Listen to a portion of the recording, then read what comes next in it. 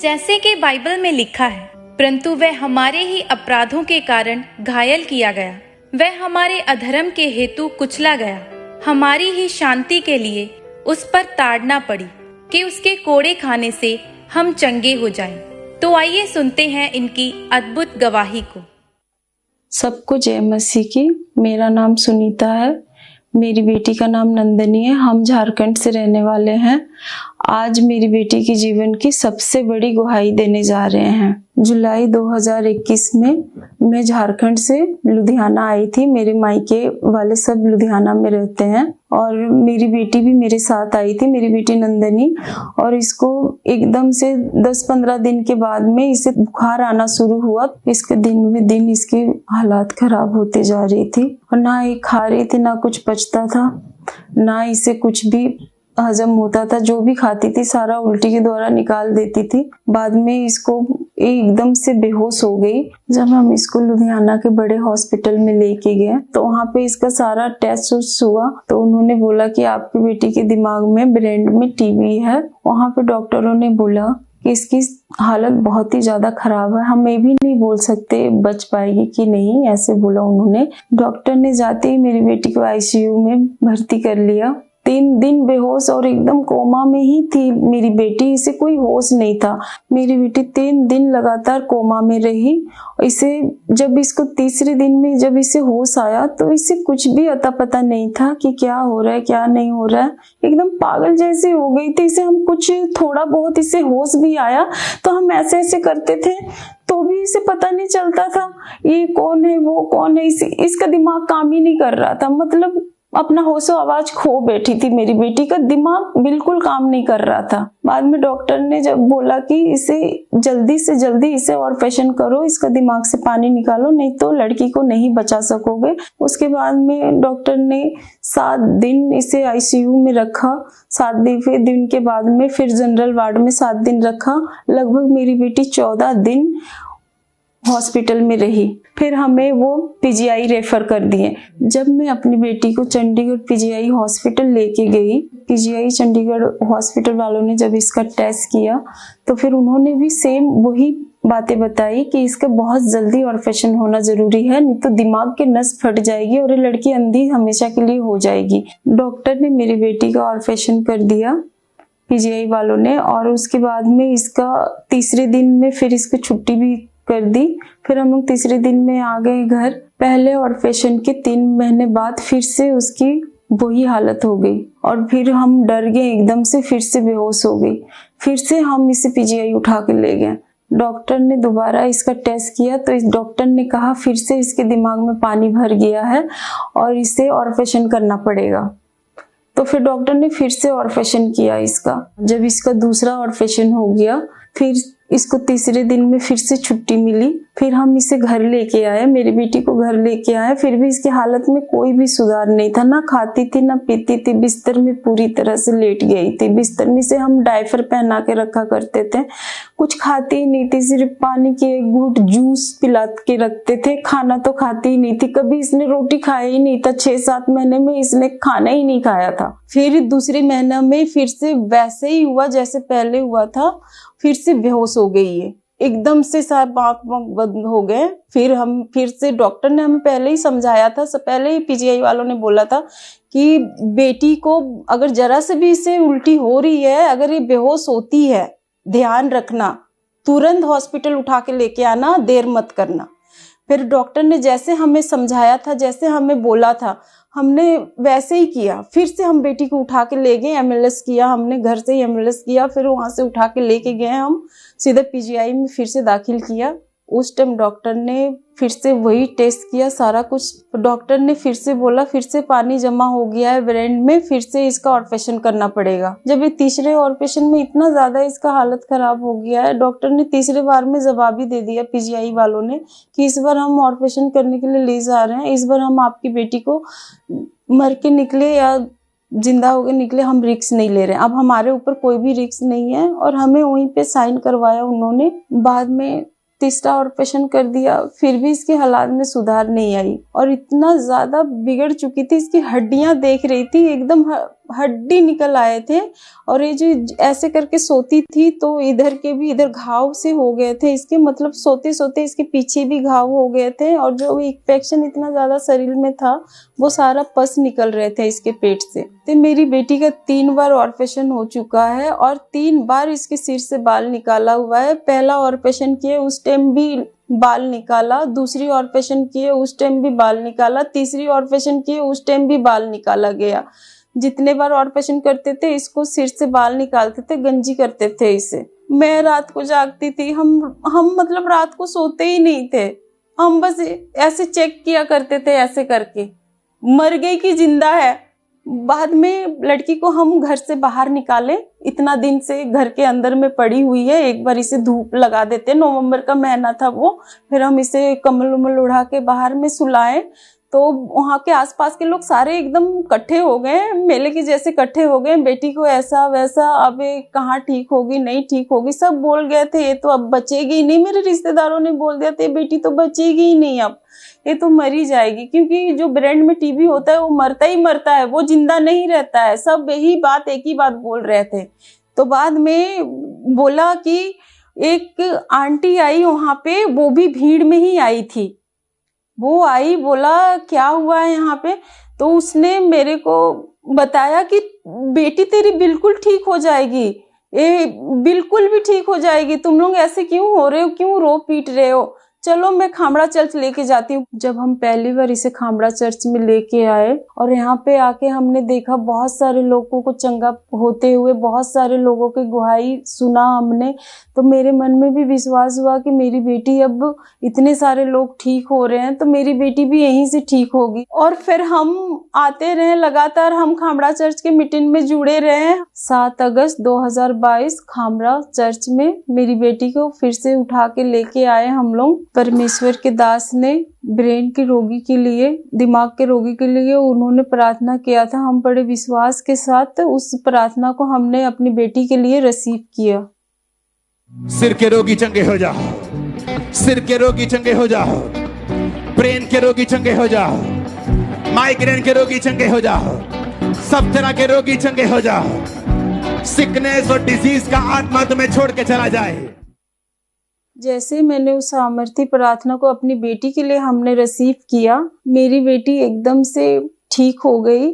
और उस दिन उसने 1 रोटी पूरा खा लिया था, जो वो सिर्फ जूस में ही रहती थी। मेरी बेटी उस प्रार्थना के बाद में 2 महीने के बाद में ऐसा उठ के खड़ी हुई कि कोई बोल ही नहीं सकता था कि ये बीमार है। और सब कुछ इतनी तेजी से इसका सुधार होने लगा, ये खुद अपना काम, कपड़े उपड़े भी धोती है, घर का काम भी करने लगी। मेरी बेटी उस दिन के बाद से ना तो इसके दिमाग में पानी है, ना तो इसके दिमाग में कोई ब्रेन की टीबी बीमारी है, बिल्कुल हील हो चुकी है और बिल्कुल चंगा हो चुकी है। मेरी बेटी का मैंने दोबारा रिपोर्ट करवाई, सारे रिपोर्ट इसके नॉर्मल आ चुके हैं, कोई बीमारी नहीं है, कुछ भी नहीं है। मेरी बेटी, डॉक्टर भी बोल रहे थे बेटी बहुत जल्दी ठीक हो गई है। डॉक्टर ने, पीजीआई वाले डॉक्टर ने बोला बेटी बिल्कुल ठीक है। अब मैं पूरी तरह से ठीक हूँ, मुझे परमेश्वर ने चंगा कर दिया है। अब मैं खुद से खाना खाती हूँ, खुद से चलती फिरती हूँ, अब मुझे किसी के सहारे की जरूरत नहीं है।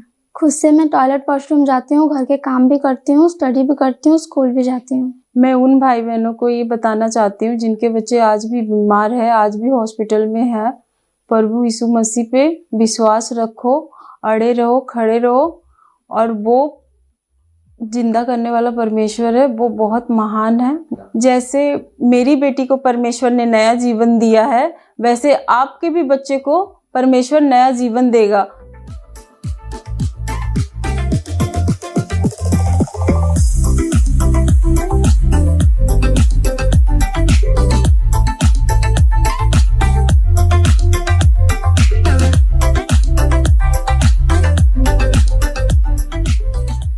अपनी बेटी की बड़ी चंगाई के लिए प्रभु जी का धन्यवाद करती हूँ, प्रभु जी के दास को धन्यवाद करती हूँ। सबका जय मसीह की।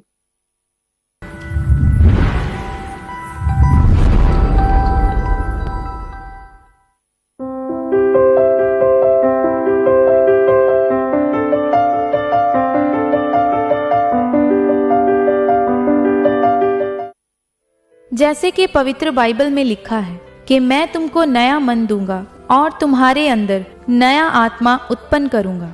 यह वचन इस भाई के जीवन में पूरा हुआ। सबको जय मसीह की। मेरा नाम राजन है, मैं होशियारपुर का रहने वाला हूँ और आज मैं अपनी लाइफ की सबसे बड़ी गवाही देने जा रहा हूँ। मेरी गवाही कुछ इस तरह की है। जब मैं 16 साल का था तब मैंने नशा करना शुरू किया। उस समय मैं स्कूल में पढ़ता था और मेरे कुछ ऐसे यार दोस्त थे जिनके साथ मैं घूमता था और वो बड़े बड़े नशे करते थे। उनके साथ जैसे मैंने घूमना स्टार्ट किया, फिर ऐसे एक दिन उन्होंने मुझे एक बीड़ी दी कि बोला इसे ट्राई कर। फिर मेरा भी मन किया कि मैं इसे एक बार ट्राई कर लूं। जब पहली बार मैंने बीड़ी पी और मेरे को थोड़ा सा मज़ा आया और फिर मैंने कंटिन्यू नेक्स्ट डे भी पीनी शुरू की। जैसे जैसे बीड़ी पीता रहा वैसे वैसे मेरे नशे खुलते गए। जैसे भांग, कूलिप, सिगरेट, तंबाकू, गांजा, ऐसे जैसे मैंने शुरू किया वैसे वैसे मेरे खर्चे बढ़ते गए। और जब मुझे घर से खर्चा नहीं मिला तो मैंने सोचा कि मैं स्कूल छोड़ दूं, मैं काम करना शुरू कर दूं। और फिर मैंने मैंने छोड़ दिया स्कूल को और मैं काम करने लग गया। जो भी मुझे पैसे मिलते थे काम से उससे आधे पैसे तो मैं नशे में उड़ा देता था। पहले मैं चोरी नशा करता था घर वालों से। जब एक दिन मैं कुछ ज़्यादा ही नशा करके घर गया और घर वालों को पता चला, उन्होंने मुझे बहुत समझाया और बहुत बोला कि ये गलत काम है ऐसे ऐसे, पर मैं नहीं समझा। मैं और नशे में डूबता गया। और उसके बाद मेरे घर पे जब भी मैं नशा करके आता था मेरे घर पे क्लेश होता था, लड़ाई होती थी पापा के साथ, मम्मा के साथ, भाई के साथ। और उसके साथ साथ मैं और व्यभिचार में भी चला गया, फ़ोन में ऑनलाइन रहना, जैसे कि सोशल मीडिया पे सारी रात। इसके साथ ही मैं और लड़कियों के साथ बात करता था फ़ोन में सारी रात। एक से ज़्यादा लड़कियों के साथ मेरे रिलेशन थे। जैसे जैसे मेरी उम्र बढ़ती गई वैसे वैसे मैंने काफ़ी काम चेंज किए। जैसे कि मैं हॉस्पिटलों में सिक्योरिटी गार्ड और फैक्ट्रियों में वर्क करता था, जैसे राजमिस्त्रियों के साथ टाइल पत्थर के काम और ढलाई फैक्ट्रियों में काम करता था। उस दौरान मेरे साथ काफ़ी मुझसे लोग जुड़े जो नशे करते थे। उनके साथ मिलकर मैंने मेडिकल नशा करना शुरू कर दिया। मेरे दिन की शुरुआत जैसे गांजा भांग से शुरू होती थी और जब मैं काम में जाता था तो मुझे मेडिकल नशा चाहिए होता था। जैसे ही रात होती थी जब मैंने घर आना तब मैंने पौनी बोतल दारू पीनी, उसके साथ ओवरडोज नशे करने, जैसे कि मेडिकल का नशा मुझे चाहिए होता था शराब के बाद, और गांजा भांग का भी नशा चाहिए होता था, जैसे कि स्मैक और डोडे, फीम, ये चीज़ें और बढ़ गई थी। और ऐसे ही मेरे दोस्तों ने बोला कि आज आजा तेरे को नया नशा एक और करवाते हैं। और उस दौरान मैंने उनसे पूछा कि कौन सा नशा, तो उन्होंने बोला चिट्टे का नशा। तो उन्होंने बोला कि आजा चल पैसे मिलाते हम लेके आते हैं। तो उन्होंने फर्स्ट टाइम मुझे इंजेक्शन में नशा दिया और मैं इतना नशा हो गया, मेरे को इतना नशा हो गया कि मुझे कुछ सूझ नहीं रहा था। और जैसे ही दिन बीतते गए मैं उस नशे को कंटिन्यू करने लग गया। मैं फैक्ट्रियों में काम करता था। जब मेरी 14,000 15,000 सैलरी होती थी उसमें से मैं कुछ पैसे ही देता था, जैसे कि 2-3% ऐसे, बाकी सारे पैसे मेरे नशे में जाते थे। घर वाले मुझे बहुत बोलते थे कि तू मतलब पैसे पूरे नहीं दे रहा है, घर पे क्या कर रहा है, बाहर कैसे मतलब क्या, पर मैं उनकी सुनता नहीं था। मैं नशे में उड़ाता था और उनको खुद जवाब देता था उल्टा, हाँ मैं नशा करता हूँ, मैं नशे के लिए कमाता हूँ। जब मेरे पास पैसे नहीं होते थे तो मैं दोस्तों को फ़ोन करता था और दोस्तों के साथ जाता था, जैसे कि बाइक में जाते जाते किसी का पर्स छीन लेना, मोबाइल छीन लेना और उसको बेचकर नशा करना। ऐसी मेरी लाइफ हो चुकी थी।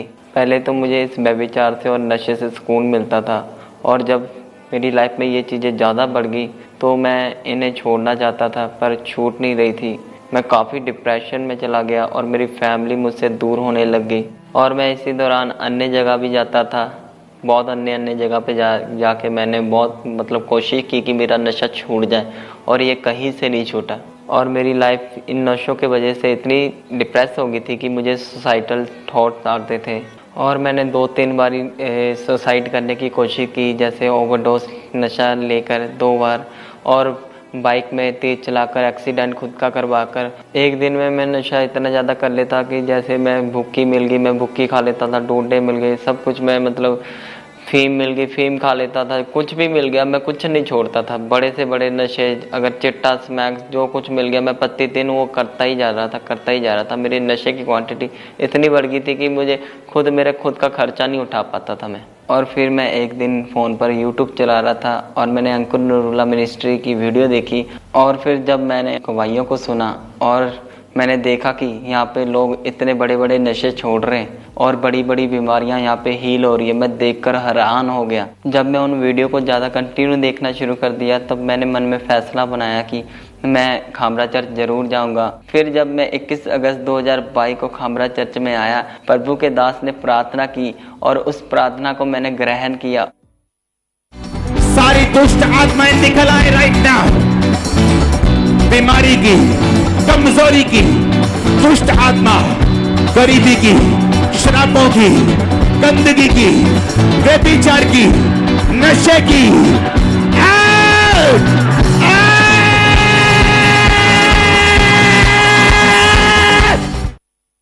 और जैसे ही मैंने उस प्रेयर को रिसीव किया और मेरी बॉडी में गर्माहट सी महसूस होने लगी और उसके बाद मेरा शरीर हल्का सा हो गया। और उस दिन जब मैं घर गया, मेरा नशा करने का बिल्कुल मन नहीं किया और व्यभिचार करने का भी बिल्कुल मन नहीं किया। उस दिन से मैं बिल्कुल फ्री हूँ आज।